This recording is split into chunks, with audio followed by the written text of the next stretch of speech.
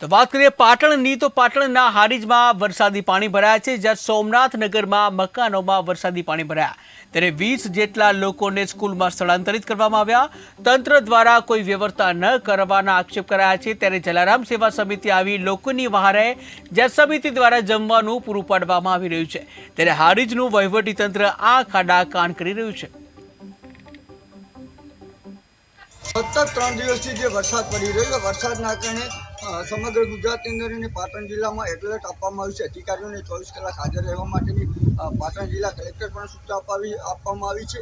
ત્યારે હારીજની અંદર જે સોમનાથનગર વિસ્તાર છે, સોમનાથનગર વિસ્તારની અંદર પાણી ભરાયા છે. મકાનોમાં પાણી ભરાતા 5 જેટલા પરિવારોને સ્થળાંતર કરવામાં આવ્યું છે. ત્યારે આજે અહીંયા સોમનાથનગર પ્રાથમિક શાળા છે, તે જગ્યા ઉપર તેઓને લાવવામાં આવે છે, પરંતુ તેઓને કઈ રીતની મુશ્કેલી પડી છે, શું છે, તેઓની વ્યવસ્થા કરવામાં આવી છે.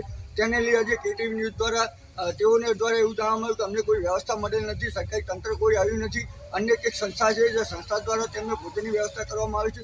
તો તેમની સાથે વાત કરીશું. શું છે સમસ્યા, શું છે નામ તમારું? વિજયભાઈ.